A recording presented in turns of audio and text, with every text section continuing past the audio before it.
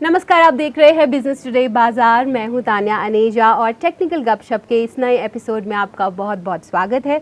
ये एक ऐसा शो है जहां हम आपको टेक्निकल मार्केट आउटलुक बताते हैं, कौन से लेवल्स जिन पर होनी चाहिए आपकी नज़र वो भी डिस्कस करते हैं और साथ ही साथ पाँच ऐसे टेक्निकल स्टॉक आइडियाज़ बताते हैं जिन पर नियर टर्म के लिहाज से आप रख सकते हैं अपनी नज़र। तो चलिए फटाफट से इस शो में आज के हमारे जो खास मेहमान हैं उन्हें शामिल कर लेते हैं। आज हमारे साथ जुड़ रहे हैं मेहुल कोठारी, जो कि असिस्टेंट वाइस प्रेसिडेंट है टेक्निकल रिसर्च के at Anand Rathi shares and stock brokers. बहुत बहुत शुक्रिया मेहुल, आपने अपना कीमती समय निकाला और आप टेक्निकल गपशप के इस खास एपिसोड में आज हमारे साथ जुड़े। सभी व्यूअर्स को ग्रीटिंग्स मेरी तरफ से और बहुत बहुत शुक्रिया ताना जी, मुझे फिर से इस शो पर इनवाइट करने के लिए। बिल्कुल। और देखिए 2023 में बिल्कुल अब हमारी जो एंट्री है वो होने वाली है। 2022 की बात करें तो देखिए कुछ सेक्टर्स ने बहुत ही उम्दा परफॉर्म किया है, कुछ सेक्टर्स अंडर परफॉर्म करते हुए नज़र आए हैं। बट मैं ये कहना चाहूँगी इस साल में हमने ये देखा है कि सेक्टोरल मूव्स हमें देखने को मिले हैं rather than broader based moves अगर आप कहें। तो आगे चलकर कैसा मार्केट आउटलुक आपको नज़र आ रहा है? कौन से वो ऐसे लेवल्स हैं जिन पर हमें अब अपनी नज़र रखनी है? और आपको लगता है क्योंकि हम इतनी करेक्शन देख चुके हैं तो जो वर्स्ट था वो अब हमारे पीछे है और आगे चलकर ये जो बुल रन है ये कंटिन्यू रहने वाला है? देखिए ताना जी, दो बातें हैं इसमें। तो मैं शॉर्ट टर्म आपको व्यू बताऊंगा, बाकी 2023 का ओवरऑल ब्रॉडर पिक्चर हम जान लेंगे। जिस हिसाब से 2022 रहा है उससे भी उतना ही तकरीबन उसी लेवल का वॉलेटाइल 2023 भी रहेगा।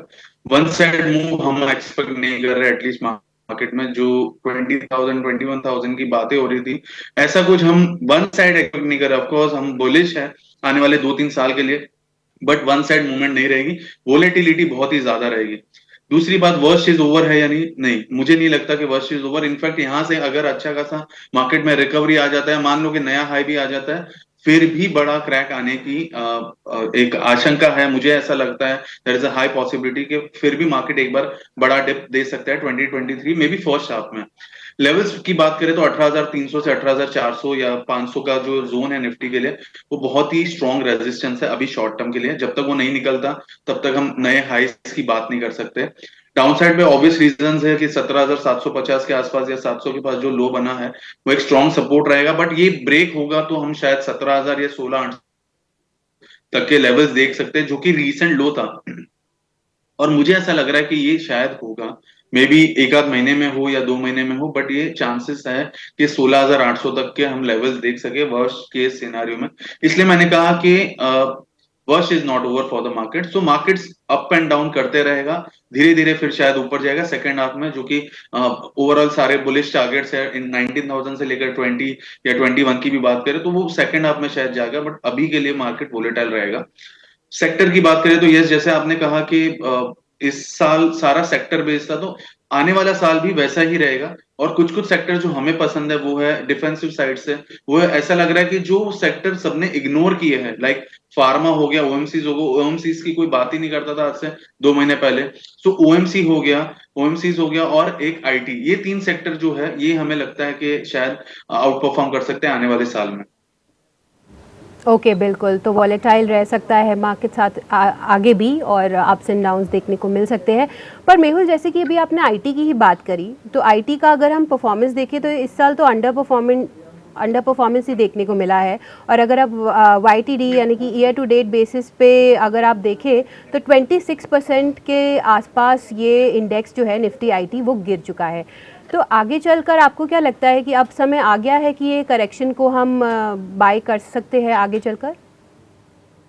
देखिए, निफ्टी आईटी इंडेक्स अभी 28,500 के पास ट्रेड कर रहा है और एक जोन में ट्रेड कर रहा है। ये जब तक 30,000 के ऊपर नहीं ट्रेड करता तब तक इसका ट्रेंड फिर से रिवाइव नहीं होगा, बिकॉज ये 200 मूविंग एवरेज के नीचे ट्रेड कर रहा है।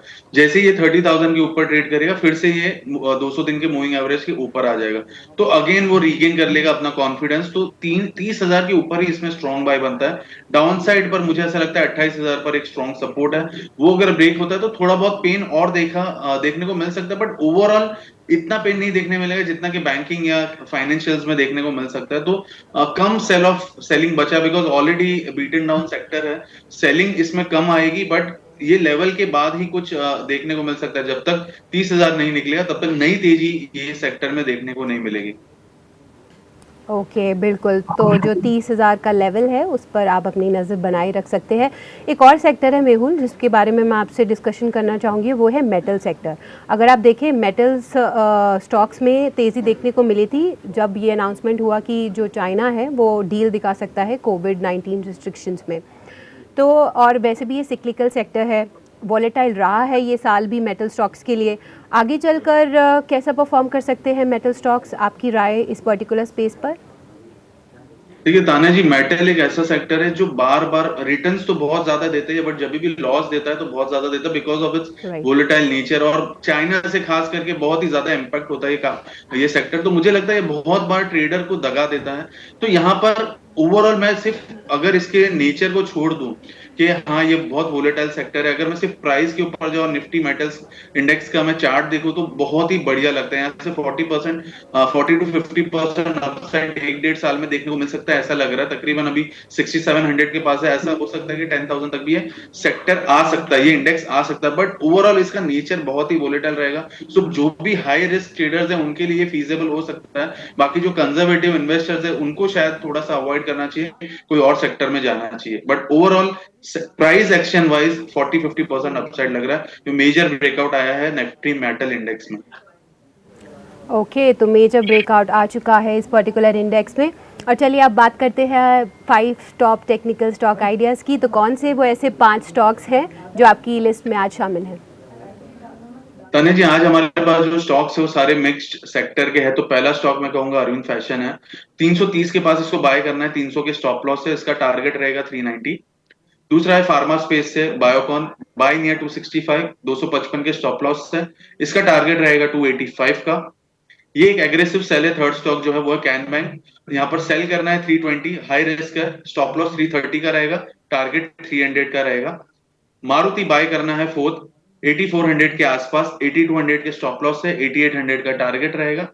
और फिफ्थ स्टॉक है वो है इंटेलेक्ट, बहुत ही अच्छा बेस बना रहा है, 440 के पास इसको लीजिए, खरीदिए, 415 का स्टॉप लॉस और टारगेट 490 का।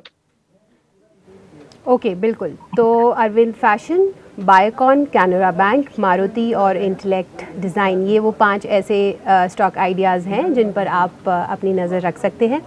और इसी के साथ मेहुल, आपको बहुत बहुत शुक्रिया, आपका बहुत बहुत शुक्रिया, आप हमारे इस शो में जुड़े। और क्योंकि अब बहुत ही कम समय रह गया है 2023 के आगाज़ में, तो very happy new year to you in advance.